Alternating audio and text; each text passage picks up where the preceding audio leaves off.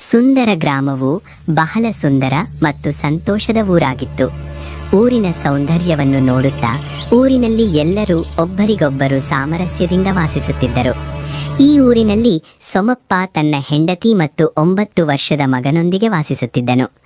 ಸೋಮಪ್ಪ ಕೃಷಿಯನ್ನು ಮಾಡುತ್ತಾ ತನ್ನ ಕುಟುಂಬವನ್ನು ನಡೆಸಿಕೊಂಡು ಬಂದಿದ್ದನು.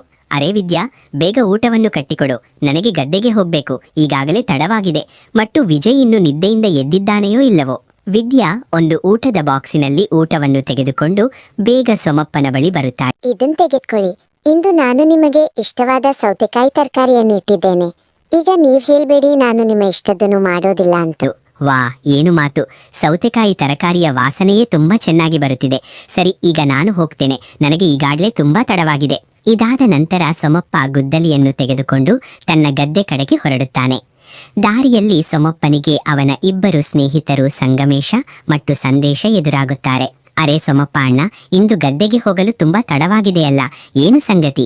ಇಂದು ಅತ್ತಿಗೆಯವರು ಊಟವನ್ನು ತಡವಾಗಿ ಮಾಡಿದ್ದರೆ? ಹೌದು ಅಣ್ಣ, ನೀನು ಸಂಪೂರ್ಣ ಸರಿಯಾಗಿ ಅರ್ಥ ಮಾಡಿಕೊಂಡೆ.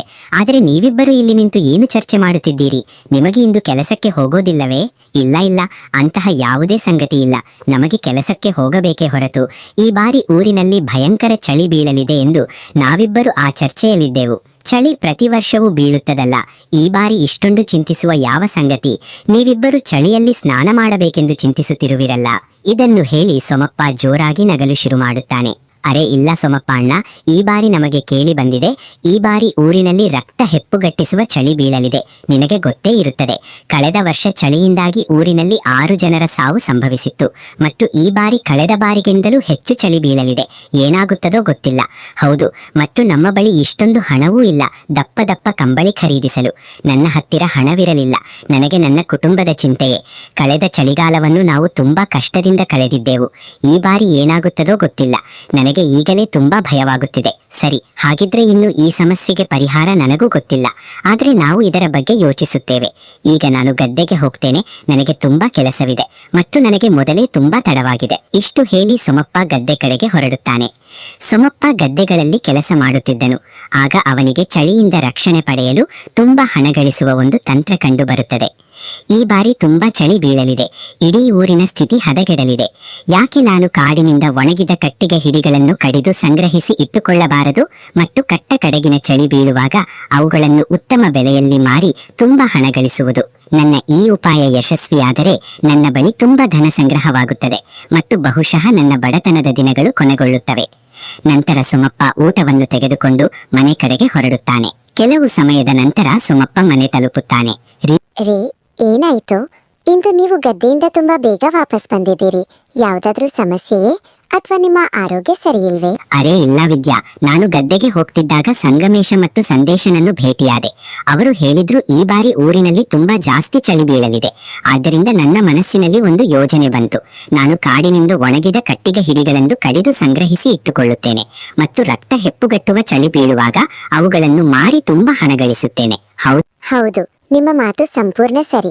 ನಾವಿದನ್ನ ಮಾಡಬಹುದು, ಒಪ್ಕೊಳ್ತೀನಿ. ರೀ, ನಿಮ್ಮ ಮಿದುಳು ನನ್ನ ನಾಲಿಗೆಗಿಂತಲೂ ವೇಗವಾಗಿ ಓಡ್ತದೆ. ಹೌದು ಹೌದು, ಈಗ ನಾನು ಕಾಡಿಗೆ ಕಟ್ಟಿಗೆ ಹಿಡಿಗಳನ್ನು ಕಡಿಯಲು ಹೋಗ್ತೇನೆ ಮತ್ತು ನೀನು ಈ ಮಾತನ್ನು ಯಾರಿಗೂ ಹೇಳಬೇಡ. ಇಲ್ಲದಿದ್ದರೆ ನಮ್ಮ ಎಲ್ಲಾ ಪ್ರಯತ್ನಗಳು ವ್ಯರ್ಥವಾಗುತ್ತವೆ. ಇಲ್ಲ ಇಲ್ಲ ರೀ, ಈ ಮಾತನ್ನ ನನ್ನ ಮನಸ್ಸಿನಲ್ಲಿ ಇಟ್ಕೊಳ್ತೇನೆ. ನಂತರ ಸೋಮಪ್ಪ ಕೊಡಲಿಯನ್ನು ತೆಗೆದುಕೊಂಡು ಕಟ್ಟಿಗೆ ಹಿಡಿಗಳನ್ನು ಕಡಿಯಲು ಕಾಡಿನ ಕಡೆಗೆ ಹೊರಡುತ್ತಾನೆ. ಕೆಲವು ದೂರ ನಡೆದ ನಂತರ ಅವನಿಗೆ ಕೆಲವು ಒಣಗಿದ ಮರಗಳು ಕಂಡುಬರುತ್ತವೆ. ಏನು ಮಾತು, ಇಲ್ಲಿ ತುಂಬಾ ಒಣಗಿದ ಮರಗಳಿವೆ. ನಾನೀಗ ಕಟ್ಟಿಗೆ ಹಿಡಿಗಳನ್ನು ಕಡಿಯಲು ಶುರು ಮಾಡುತ್ತೇನೆ. ಅಕ್ಕ, ಏನು ನೀನು ತಿಳಿದಿದ್ದಿ? ಈ ಬಾರಿ ಕಾಡಿನಲ್ಲಿ ಭಯಂಕರ ಚಳಿ ಬೀಳಲಿದೆ. ನನಗೆ ತುಂಬಾ ಚಿಂತೆ ಆಗ್ತಿದೆ. ನಾನು ಎಲ್ಲವನ್ನೂ ತಿಳಿದಿದ್ದೇನೆ. ನಿನಗೆ ಯಾವುದರ ಚಿಂತೆ ಆಗ್ತಿದೆ ಎಂದು? ನೀನು ಹೀಗೆ 2-3 ದಿನಗಳಿಗೊಮ್ಮೆ ಸ್ನಾನ ಮಾಡ್ತೀಯಾ ಮತ್ತು ಚಳಿ ಬಂದಾಗ 5ರಿಂದ 10 ದಿನಗಳಿಗೊಮ್ಮೆ ಸ್ನಾನ ಮಾಡ್ತೀಯಾ? ಹೌದು ಹೌದು, ನೀನು ಪ್ರತಿದಿನ ಸ್ನಾನ ಮಾಡ್ತೀಯಾ? ದೊಡ್ಡವರು ಹೇಳಿದ್ದಾರೆ, ಇತರರನ್ನು ಕೆಟ್ಟದಾಗಿ ಹೇಳೋ ಮೊದಲು ನಿನ್ನನ್ನು ನೋಡ್ಕೊಳ್ಬೇಕು. ನಾನು 5ರಿಂದ 10 ದಿನಗಳಿಗೊಮ್ಮೆ ಸ್ನಾನ ಮಾಡಿದರೂ ನಿನ್ನಷ್ಟು ಸುಂದರವಾಗಿಲ್ಲದಿದ್ದರೂ ನಿನ್ನಷ್ಟು ಸುಂದರವಾಗಿಯೇ ಕಾಣ್ತೇನೆ. ಮತ್ತು ನಂಬಿಕೆ ಇಲ್ಲದಿದ್ದರೆ ಇಡೀ ಊರರನ್ನು ಕೇಳ್ಕೊ. ಹೌದು, ಈ ಮಾತು ಸರಿ. ಕೇವಲ ಒಂದೇ ಸಮಸ್ಯೆ, ನಿನ್ನ ದೇಹದಿಂದ ತುಂಬಾ ದುರ್ವಾಸನೆ ಬರ್ತದೆ. ಆದ್ದರಿಂದ ಸುಂದರವಾಗಿ ಕಾಣೋ ಜೊತೆಗೆ ಕೆಲವೊಮ್ಮೆ ಸ್ನಾನವೂ ಮಾಡ್ಕೋ. ಹೌದು ಹೌದು, ಸರಿ, ನಾನು ತಿಳಿದಿದ್ದೇನೆ ಮತ್ತು ಇದನ್ನು ತಿಳಿದಿದ್ದೇನೆ. ಜನರಂತೆ ನೀನು ನನ್ನ ಸೌಂದರ್ಯಕ್ಕೆ ಅಸೂಯೆ ಪಡ್ತೀಯಾ? ಸರಿ ಸರಿ, ನೀವಿಬ್ಬರೂ ಸುಂದರರೇ ಮತ್ತು ಪ್ರತಿದಿನ ಸ್ನಾನ ಮಾಡ್ತೀರಿ. ಈಗ ಜಗಳವನ್ನು ನಿಲ್ಲಿಸಿ ಮತ್ತು ಈ ಬಾರಿ ಚಳಿಯಿಂದ ಹೇಗೆ ರಕ್ಷಣೆ ಪಡೆಯುವುದು ಎಂದು ಯೋಚಿಸಿ. ಇಲ್ಲದಿದ್ದರೆ ನಮ್ಮೆಲ್ಲರ ದೇಹ ಐಸಿನಂತೆ ಹೆಪ್ಪುಗಟ್ಟಿ ಹೋಗ್ತದೆ. ರಕ್ಷಣೆಗೆ ಕೇವಲ ಒಂದೇ ಉಪಾಯ, ಕಂಬಳಿಯೊಳಗೆ ಇರಿ ಮತ್ತು ನೀರಿನಿಂದ ದೂರ ಇರಿ. ಇತ್ತ ಸೊಮಪ್ಪ ಪ್ರತಿದಿನ ಕಾಡಿಗೆ ಹೋಗಿ ದೊಡ್ಡ ಪ್ರಮಾಣದ ಒಣಗಿದ ಕಟ್ಟಿಗೆ ಕಡಿದು ತರುತ್ತಿದ್ದನು. ಒಂದು ದಿನ ಬೆಳಗ್ಗೆ ಕೊಡಲಿಯನ್ನು ತೆಗೆದುಕೊಂಡು ಸೊಮಪ್ಪ ಕಟ್ಟಿಗೆ ಕಡಿಯಲು ಹೋಗುತ್ತಿದ್ದನು. ಆಗ ಅವನನ್ನು ಸಂಗಮೇಶ ಮತ್ತು ಸಂದೇಶ ತಡೆಯುತ್ತಾರೆ. ಅರೆ ಸೊಮಪ್ಪ ಅಣ್ಣ, ನೀನು ಪ್ರತಿದಿನ ದೊಡ್ಡ ಪ್ರಮಾಣದ ಒಣಗಿದ ಕಟ್ಟಿಗೆ ಹಿಡಿಗಳನ್ನು ಕಡಿದು ಯಾಕೆ ತರುತ್ತಿದ್ದೀಯಾ? ಅರೆ ಅಣ್ಣ, ನಿಮಗೆ ಗೊತ್ತೇ ಇರುತ್ತದೆ, ನನ್ನ ಹೆಂಡತಿಗೆ ಪ್ರತಿದಿನ ಅವಳಿಗೆ ಆಸಕ್ತಿ. ಅವಳು ಪ್ರತಿದಿನ ವಿವಿಧ ಬಗೆಯ ಅಡುಗೆಗಳನ್ನು ಮಾಡುತ್ತಾಳೆ. ಆ ಕಾರಣದಿಂದ ತುಂಬಾ ಕಟ್ಟಿಗೆ ಬೇಕಾಗುತ್ತದೆ. ಆದ್ದರಿಂದ ನನಗೆ ಪ್ರತಿದಿನ ಕಾಡಿಗೆ ಕಟ್ಟಿಗೆ ಕಡಿಯಲು ಹೋಗಬೇಕಾಗುತ್ತದೆ. ಆದರೆ ಸೊಮಪ್ಪ ಅಣ್ಣ, ನಮಗೆ ಇದು ಮೊದಲ ಬಾರಿ ಗೊತ್ತಾಯಿತು, ನಿನ್ನ ಹೆಂಡತಿ ಅಡುಗೆಯ ಆಸಕ್ತಳು ಎಂದು.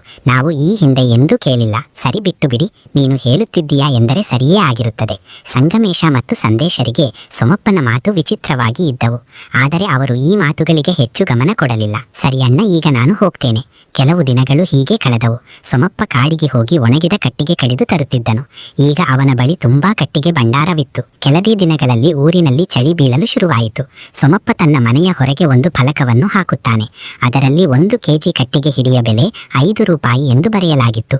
ಎಲ್ಲಾ ಊರವರು ಆ ಫಲಕವನ್ನು ನೋಡಿದಾಗ ಸೊಮಪ್ಪನ ಎಲ್ಲಾ ಚತುರತೆ ಗೊತ್ತಾಗುತ್ತದೆ.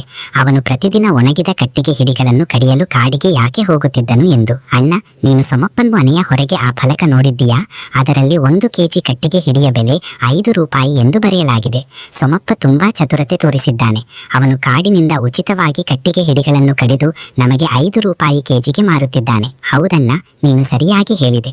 ಪ್ರತಿದಿನ ಸೊಮಪ್ಪ ಕಾಡಿನಲ್ಲಿ ಒಣಗಿದ ಕಟ್ಟಿಗೆ ಕಡಿಯುತ್ತಿದ್ದಾಗ ನಾವು ಅವನನ್ನು ಕೇಳುತ್ತಿದ್ದೆವು, ನೀನು ಇಷ್ಟೊಂದು ಕಟ್ಟಿಗೆ ಏನು ಮಾಡುವೆ ಎಂದು. ಆಗ ಅವನು ಪ್ರತಿದಿನ ಏನಾದರೂ ನೆಪ ಹೇಳುತ್ತಿದ್ದ. ನಮಗೆ ಆಗಲೇ ಅವನ ಮೇಲೆ ಅನುಮಾನ ಬಂದಿತ್ತು. ಆದರೆ ಅವನು ಹೀಗೆ ಮಾಡಬಹುದು ಎಂದು ಗೊತ್ತಿರಲಿಲ್ಲ. ಅರೆ, ಇದರಲ್ಲಿ ಯೋಚಿಸುವ ಯಾವ ಸಂಗತಿ? ಸೊಮಪ್ಪನಿಂದ 5 ರೂಪಾಯಿ ಕೆಜಿ ಕಟ್ಟಿಗೆ ಹಿಡಿ ಖರೀದಿಸುವುದಕ್ಕಿಂತ ಉತ್ತಮ ನಾವೆಲ್ಲರೂ ನಾಳೆ ಕಾಡಿಗೆ ಹೋಗಿ ನಾವು ಒಣಗಿದ ಕಟ್ಟಿಗೆ ಹಿಡಿಗಳನ್ನು ಕಡಿದು ತರುತ್ತೇವೆ. ಈ ಮಾತು ಸೊಮಪ್ಪನಿಗೆ ಗೊತ್ತಾದಾಗ ಅವನು ಚಿಂತೆಗೀಡಾಗುತ್ತಾನೆ. ಯಾಕೆಂದರೆ ಈಗ ಅವನ ಕಟ್ಟಿಗೆ ಮಾರಾಟದ ವ್ಯಾಪಾರ ಯಶಸ್ವಿಯಾಗುವುದಿಲ್ಲ. ಅರೆ ವಿದ್ಯಾ, ನೀನು ಕೇಳಿದ್ದೀಯಾ? ಊರವರು ನಾಳೆ ಒಣಗಿದ ಕಟ್ಟಿಗೆ ಕಡಿಯಲು ಕಾಡಿಗೆ ಹೋಗುತ್ತಿದ್ದಾರಂತೆ. ಅವರು ಒಣಗಿದ ಕಟ್ಟಿಗೆ ಕಡಿದರೆ ನಮ್ಮಿಂದ ಕಟ್ಟಿಗೆ ಯಾರೂ ಖರೀದಿಸುವುದಿಲ್ಲ ಮತ್ತು ನನ್ನ ಎಲ್ಲಾ ಶ್ರಮ ವ್ಯರ್ಥವಾಗುತ್ತದೆ. ಹೌದು ರೀ, ನೀವು ಸರಿಯಾಗಿ ಹೇಳಿದಿರಿ.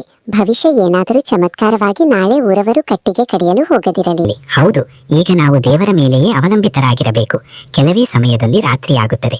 ಇಬ್ಬರು ಪತಿಪತ್ನಿ ಊಟ ಮಾಡಿ ಮಲಗುತ್ತಾರೆ. ಆದರೆ ರಾತ್ರಿಯಲ್ಲಿ ಚಳಿಯ ಜೊತೆಗೆ ಆಕಾಶದಲ್ಲಿ ಕಪ್ಪು ಮೋಡಗಳು ಕವಿಯುತ್ತವೆ ಮತ್ತು ಕೆಲವೇ ಸಮಯದಲ್ಲಿ ತುಂಬಾ ಜೋರಾಗಿ ಮಳೆ ಬೀಳಲು ಶುರುವಾಗ್ತದೆ. ಮಳೆಯ ಜೊತೆಗೆ ಚಳಿಯು ತುಂಬಾ ಹೆಚ್ಚಾಗ್ತದೆ. ಮಳೆ ಬೀಳುವ ಕಾರಣದಿಂದ ಎಲ್ಲ ಮರಗಳು ಮತ್ತು ಗಿಡಗಳು ಒದ್ದೆ ಆಗ್ತವೆ. ಆದ್ದರಿಂದ ಕಾಡಿನಲ್ಲಿ ಒಂದು ಒಣಗಿದ ಕಟ್ಟಿಗೆ ಇರುವುದಿಲ್ಲ. ಬೆಳಗ್ಗೆಯವರೆಗೆ ಮಳೆ ನಿಲ್ತದೆ. ಸೊಮಪ್ಪ ಮತ್ತು ವಿದ್ಯಾ ಮಳೆ ನೋಡಿ ತುಂಬಾ ಸಂತೋಷ ಪಡ್ತಾರೆ. ರೀ ನೋಡಿ, ಮೇಲಿನವನು ನಮ್ಮ ಮಾತನ್ನು ಕೇಳಿ ರಾತ್ರಿ ಮಳೆ ಸುರಿಸಿದ್ದಾನೆ. ಈಗ ಎಲ್ಲಾ ಮರಗಳು ಗಿಡಗಳು ಒದ್ದೆ ಆಗಿರುತ್ತವೆ ಮತ್ತು ಒಣಗಿದ ಕಟ್ಟಿಗೆ ಸುಡುವಷ್ಟು ಉಳಿದಿರುವುದಿಲ್ಲ. ಹೌದು, ನೀನು ಸರಿಯಾಗಿ ಹೇಳಿದೆ. ಊರವರು ತಮ್ಮನ್ನ ತಾವು ತುಂಬಾ ಬುದ್ಧಿವಂತರು ಎಂದು ಭಾವಿಸಿದ್ದರು. ಆದರೆ ಅವರ ಎಲ್ಲ ಬುದ್ಧಿ ವ್ಯರ್ಥವಾಯಿತು ಮತ್ತು ಈಗ ನಾನು ಕಟ್ಟಿಗೆ 10 ರೂಪಾಯಿ ಕೆಜಿಗೆ ಮಾರ್ತೇನೆ. ನೀವು 5 ರೂಪಾಯಿ ಕೆಜಿಗೆ ಕಟ್ಟಿಗೆ ಮಾರಿ ನಾವು 10 ರೂಪಾಯಿ ಕೆಜಿಗೆ ಮಾರಿದರೆ ಅದು ನೇರವಾಗಿ ಜನರನ್ನು ದೋಚುವುದು. ದೇವರು ನಿಮ್ಮ ಶ್ರಮವನ್ನು ರಕ್ಷಿಸಲು ಮಳೆ ಸುರಿಸಿದ್ದಾನೆ ಮತ್ತು ಈಗ ನೀವು ಇದರ ದುರುಪಯೋಗ ಮಾಡಿಕೊಳ್ಳಬೇಡಿ. ದಯವಿಟ್ಟು ಇದು ನನ್ನ ವಿನಂತಿ. ಕಟ್ಟಿಗೆ ಬೆಲೆ 5 ರೂಪಾಯಿ ಕೆಜಿಯೇ ಇರಲಿ. ನಾನು ಕಟ್ಟಿಗೆ ಬೆಲೆ 5 ರೂಪಾಯಿ ಇಟ್ಟೆ. ಆದರೆ ಊರವರು ತಮ್ಮ ಚತುರತೆ ತೋರಿಸಿ ಉತ್ತಮವಾಗಿ ಮಾಡಲಿಲ್ಲ ಮತ್ತು ರಾತ್ರಿ ಬಂದ ಮಳೆ ದೇವರು ಊರವರಿಗೆ ಪಾಠ ಕಲಿಸಿದ್ದ. ಆದ್ದರಿಂದ ನಿನ್ನ ಸಲಹೆಯ ಅಗತ್ಯವಿಲ್ಲ. ನಾನು ಕಟ್ಟಿಗೆ ಹಿಡಿಗಳನ್ನು 10 ರೂಪಾಯಿ ಕೆಜಿಗೆ ಮಾರ್ತೇನೆ. ತನ್ನ ಗಂಡನ ಈ ಮಾತು ಕೇಳಿ ವಿದ್ಯಾಗೆ ತುಂಬಾ ದುಃಖವಾಗ್ತದೆ ಮತ್ತು ಸೊಮಪ್ಪ ತನ್ನ ಮನೆಯ ಹೊರಗೆ ಇಟ್ಟ ಫಲಕವನ್ನ ಬದಲಾಯಿಸಿ ಅದರಲ್ಲಿ 10 ರೂಪಾಯಿ ಕೆಜಿ ಕಟ್ಟಿಗೆ ಬೆಲೆ ಬರೆಯುತ್ತಾನೆ. ಇದನ್ನು ನೋಡಿ ಊರವರಿಗೆ ತುಂಬಾ ಕೋಪ ಬರುತ್ತದೆ. ಆದರೆ ಅವರು ಏನು ಮಾಡಲಾರರು. ನೋಡು ಅಕ್ಕ, ಊರಿನಲ್ಲಿ ಎಷ್ಟು ಚಳಿ ಬೀಳುತ್ತಿದೆ. ನಮ್ಮ ಬಳಿ ಸ್ವಲ್ಪವೇ ಕಟ್ಟಿಗೆ ಹಿಡಿಗಳಿವೆ. ಇದನ್ನೇ ಸುಡುತ್ತಾ ಈ ಚಳಿಯಿಂದ ರಕ್ಷಣೆ ಪಡೆಯುವ ಪ್ರಯತ್ನ ಮಾಡುತ್ತಿದ್ದೇವೆ. ಹೌದು, ನೀನು ಸರಿಯಾಗಿ ಹೇಳಿದ್ದೆ ಅಕ್ಕ. ನಮ್ಮ ಬಳಿ ಸ್ವಲ್ಪವೂ ಕಟ್ಟಿಗೆ ಇಲ್ಲ. ಆದ್ದರಿಂದ ನಾವು ನಿಮ್ಮ ಮನೆಗೆ ಬೆಂಕಿಯ ಉಷ್ಣತೆ ತೆಗೆದುಕೊಳ್ಳಲು ಬಂದಿದ್ದೇವೆ. ನಿನಗೆ ಗೊತ್ತೇ ಅಕ್ಕ, ಚಳಿ ಶುರುವಾದಾಗ ಸೋಮಪ್ಪ ಕಟ್ಟಿಗೆ ಹಿಡಿಯ ಬೆಲೆ 5 ರೂಪಾಯಿ ಇಟ್ಟಿದ್ದನು. ಆದರೆ ಚಳಿ ಹೆಚ್ಚಾದಾಗ ಅವನು ಕಟ್ಟಿಗೆ ಹಿಡಿಯ ಬೆಲೆ 10 ರೂಪಾಯಿ ಮಾಡಿದ್ದಾನೆ. ಅವನು ನೇರವಾಗಿ ಜನರನ್ನು ದೋಚುತ್ತಿದ್ದಾನೆ. ನಿನ್ನ ಮಾತು ಸರಿ ಅಕ್ಕ. ನಾವು ಕಾಡಿನಿಂದ ಒಣಗಿದ ಕಟ್ಟಿಗೆ ಹಿಡಿಗಳನ್ನು ಕಡಿಯುವ ಯೋಜನೆ ಮಾಡಿದ್ದೆವು. ಆದರೆ ರಾತ್ರಿಯೇ ತುಂಬಾ ಜೋರಾಗಿ ಮಳೆ ಬಂದಿದ್ದರಿಂದ ಎಲ್ಲ ಒಣಗಿದ ಕಟ್ಟಿಗೆ ಈಗ ಒದ್ದೆಯಾಗಿವೆ. ದೇವರು ಸೋಮಪ್ಪನ ಪಕ್ಷದಲ್ಲೇ ಇದ್ದಾನೆ. ಈಗ ನಾವು ಬಯಸಿದರೂ ಏನು ಮಾಡಲಾರೆವು.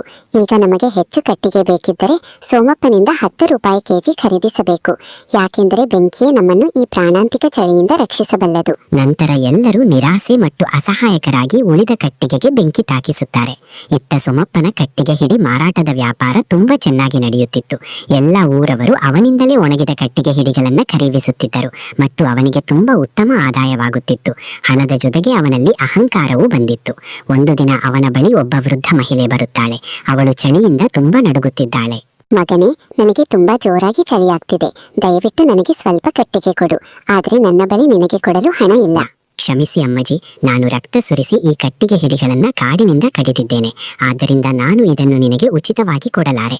ನಿನ್ನ ಬಳಿ ಹಣ ಇದ್ದರೆ ಕಟ್ಟಿಗೆ ತೆಗೆದುಕೋ, ಇಲ್ಲದಿದ್ದರೆ ನೀನು ಇಲ್ಲಿಂದ ಹೋಗಬಹುದು. ಇಲ್ಲ ಇಲ್ಲ ಮಗನೇ, ಹಾಗೆ ಹೇಳ್ಬೇಡ. ನನಗೆ ತುಂಬಾ ಜೋರಾಗಿ ಚಳಿ ಆಗ್ತಿದೆ ಮತ್ತು ನನ್ನ ಬಳಿ ಬೆಚ್ಚಗಿನ ಬಟ್ಟೆಗಳು ಇಲ್ಲ. ನೀನು ನನಗೆ ಕಟ್ಟಿಗೆ ಹಿಡಿಕೊಡದಿದ್ದರೆ ಬಹುಶಃ ಈ ಚಳಿಯಲ್ಲಿ ನಾನು ಜೀವಂತವಾಗಿ ಉಳಿಯಲಾರೆ. ದಯವಿಟ್ಟು ಸ್ವಲ್ಪ ಕಟ್ಟಿಗೆ ಹಿಡಿಕೊಡು. ದೇವರು ನಿನ್ನನ್ನು ಯಾವಾಗಲೂ ಸಂತೋಷದಲ್ಲಿರಿಸಲಿ. ಅರೆ ಅಮ್ಮಜಿ, ಮೇಲಿನವನು ನನ್ನನ್ನು ಹೀಗೆ ತುಂಬಾ ಸಂತೋಷದಲ್ಲಿ ಇರಿಸಿದ್ದಾನೆ.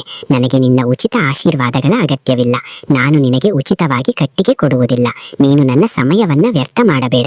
ನೀನು ಇಲ್ಲಿಂದ ಹೋಗಬಹುದು. ವೃದ್ಧಳು ತುಂಬಾ ನಿರಾಸೆ ಮನಸ್ಸಿನಿಂದ ಅಲ್ಲಿಂದ ಹೋಗುತ್ತಾಳೆ. ಸೋಮಪ್ಪನ ಬಳಿ ಹಣದ ಜೊತೆಗೆ ಅಹಂಕಾರವೂ ಬಂದಿತ್ತು ಮತ್ತು ಅವನಿಗೆ ಬಹುಶಃ ಗೊತ್ತಿರಲಿಲ್ಲ ಅಹಂಕಾರವೇ ಮನುಷ್ಯನ ಅಂತ್ಯಕ್ಕೆ ಕಾರಣವಾಗ್ತದೆ ಎಂದು. ಮರುದಿನ ಸೋಮಪ್ಪನಿಗೆ ಯಾವುದೋ ಕೆಲಸಕ್ಕೆ ಮತ್ತೊಂದು ಊರಿಗೆ ಹೋಗಬೇಕಿತ್ತು. ಮರುದಿನ ಬೆಳಗ್ಗೆ ಸೋಮಪ್ಪ ವಿದ್ಯಾಗೆ ಹೇಳುತ್ತಾನೆ, ನನ್ನ ಮಾತುಗಳನ್ನ ಗಮನವಿಟ್ಟು ಕೇಳು. ನಾನು ಯಾವುದೋ ಅಗತ್ಯ ಕೆಲಸಕ್ಕೆ ಮತ್ತೊಂದು ಊರಿಗೆ ಹೋಗುತ್ತಿದ್ದೇನೆ. ಕಟ್ಟಿಗೆ ಮಾರಾಟದ ಕೆಲಸವನ್ನು ನೀನಿಂದು ನೋಡ್ಕೋ. ಮತ್ತು ನೆನಪಿರಲಿ, ಯಾರಿಗೂ ಉಚಿತವಾಗಿ ಒಂದು ಕಟ್ಟಿಗೆ ತುಂಡನ್ನು ಕೊಡಬೇಡ. ನೀವು ಜನರ ಮೇಲೆ ಇಷ್ಟೊಂದು ಅತ್ಯಾಚಾರ ಮಾಡ್ತಿದ್ದೀರಿ. ನನಗೆ ಇದು ಸರಿಯಲ್ಲ ಎನಿಸುತ್ತಿದೆ. ಇನ್ನೂ ಸಮಯವಿದೆ. ನಾವು ಹಣ ಗಳಿಸುವ ಜೊತೆಗೆ ಪುಣ್ಯವೂ ಗಳಿಸಬೇಕು. ನೀವು ನನ್ನ ಮಾತು ಒಪ್ಪಿ ಕಟ್ಟಿಗೆ ಹಿಡಿಯ ಬೆಲೆ ಕಡಿಮೆ ಮಾಡಿ. ಎಲ್ಲರೂ ಚಳಿಯಿಂದ ರಕ್ಷಣೆ ಪಡೆಯಲಿ ಮತ್ತು ನಮಗೂ ಸ್ವಲ್ಪ ಲಾಭವಾಗಲಿ. ನನ್ನ ಕಷ್ಟದ ದಿನಗಳು ನೀನೇ ನೋಡಿದ್ದೀಯಲ್ಲ. ನಾನು ನಿನಗೆ ಎಷ್ಟು ಹೇಳುತ್ತೇನೋ ನೀನು ಅಷ್ಟೇ ಮಾಡು. ನೀನು ನಿನ್ನ ಬುದ್ಧಿ ಓಡಿಸುವ ಅಗತ್ಯವಿಲ್ಲ. ಇದು ನಿನಗೆ ಉತ್ತಮವಲ್ಲ. ತನ್ನ ಗಂಡನ ಈ ಕಹಿ ಮಾತುಗಳನ್ನು ಕೇಳಿ ವಿದ್ಯಾ ಮುಂದೆ ಏನೂ ಹೇಳಲಾರಳು. ಆದರೆ ಅವಳು ಮನಸ್ಸಿನಲ್ಲಿ ಅರ್ಥ ಮಾಡಿಕೊಳ್ಳುತ್ತಾಳೆ, ವಿನಾಶದ ಗಳಿಕೆ ಸಮೀಪವಿದೆ. ಇದಾದ ನಂತರ ಸೋಮಪ್ಪ ಮತ್ತೊಂದು ಊರಿನ ಕಡೆಗೆ ಹೊರಡುತ್ತಾನೆ. ಮನೆಯಲ್ಲಿ ಈಗ ಸೋಮಪ್ಪನ ಹೆಂಡತಿ ಮತ್ತು ಅವನ 9 ವರ್ಷದ ಮಗ ಮಾತ್ರ ಇದ್ದರು. ವಿದ್ಯಾ ಮನೆಯ ಹೊರಗೆ ಕುಳಿತು ಬೆಂಕಿ ತಾಕಿಸುತ್ತಿದ್ದಾಳೆ ಮತ್ತು ಅವನ ಮಗ ವಿಜಯ್ ಮನೆಯೊಳಗೆ ಆಡುತ್ತಿದ್ದನು. ವಿಜಯ್ಗೆ ತುಂಬಾ ಚಳಿಯಾಗುತ್ತಿತ್ತು ಮತ್ತು ವಿಜಯ್ ಇನ್ನು ತುಂಬಾ ಅಜ್ಞಾನಿಯಾಗಿದ್ದನು. ನನಗೆ ಎಷ್ಟು ಚಳಿಯಾಗುತ್ತಿದೆ ಅಮ್ಮ, ಹೊರಗೆ ಬೆಂಕಿಯ ಉಷ್ಣತೆ ತೆಗೆದುಕೊಳ್ಳುತ್ತಿದ್ದಾಳೆ. ಇಲ್ಲಿ ತಂದೆ ಇಟ್ಟ ಒಣಗಿದ ಕಟ್ಟಿಗೆ, ನಾನು ಅದರಲ್ಲಿ ಒಂದು ಹಿಡಿಗೆ ಬೆಂಕಿ ಹಚ್ಚಿ ಉಷ್ಣತೆ ತೆಗೆದುಕೊಳ್ಳುತ್ತೇನೆ. ವಿಜಯ್ ತುಂಬಾ ಅಜ್ಞಾನಿಯಾಗಿದ್ದನು. ಅವನು ತಿಳಿದಿರಲಿಲ್ಲ ಒಂದು ಕಟ್ಟಿಗೆ ಹಿಡಿಗೆ ಬೆಂಕಿ ಹಚ್ಚಿದರೆ ಎಲ್ಲ ಕಟ್ಟಿಗೆ ಹಿಡಿಗಳು ಸುಡುತ್ತವೆ ಎಂದು. ವಿಜಯ್ ಒಂದು ಕಟ್ಟಿಗೆ ಹಿಡಿಗೆ ಬೆಂಕಿ ಹಚ್ಚುತ್ತಾನೆ. ಕಟ್ಟಿಗೆ ಹಿಡಿಗಳು ಒಣಗಿದ್ದ ಕಾರಣ ತಕ್ಷಣವೇ ಎಲ್ಲ ಕಟ್ಟಿಗೆ ಹಿಡಿಗಳಲ್ಲಿ ಬೆಂಕಿ ಹರಡುತ್ತದೆ. ನೋಡುತ್ತಾ ಅವರ ಮನೆ ಸುಡಲು ಶುರುವಾಗುತ್ತದೆ. ವಿದ್ಯಾ ಹೊರಗೆ ನಿಂತು ಅಳುತ್ತಾ ನಿಂತಳು. ಯಾಕೆ ಎಂದರೆ ಮನೆಯೊಳಗೆ ಹೋಗುವ ಯಾವುದೇ ದಾರಿ ಇಲ್ಲ. ಇಡೀ ಮನೆಯಲ್ಲಿ ಭಯಂಕರ ಬೆಂಕಿ ಹೊತ್ತಿಕೊಂಡಿತ್ತು ಮತ್ತು ಯಾರೂ ಬೆಂಕಿ ಆರಿಸಲು ಬರಲಿಲ್ಲ.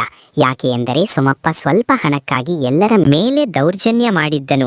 ಆ ಬೆಂಕಿಯಲ್ಲಿ ಸೋಮಪ್ಪನ ಮಗ ವಿಜಯ್ ಸುಟ್ಟು ಸಾಯುತ್ತಾನೆ. ಕೆಲವು ಗಂಟೆಗಳಲ್ಲೇ ಸುಟ್ಟು ಬೂದಿಯಾಗಿತ್ತು. ಸೋಮಪ್ಪ ಮನೆಗೆ ವಾಪಸ್ ಬಂದಾಗ ವಿದ್ಯಾ ಅವನಿಗೆ ಎಲ್ಲ ಕತೆ ಹೇಳುತ್ತಾಳೆ. ಇದನ್ನು ಕೇಳಿ ಸೋಮಪ್ಪ ತುಂಬಾ ಅಳಲು ಶುರು ಮಾಡುತ್ತಾನೆ ಮತ್ತು ಅವನಿಗೆ ತನ್ನ ತಪ್ಪಿನ ಅರಿವು ಆಗುತ್ತದೆ.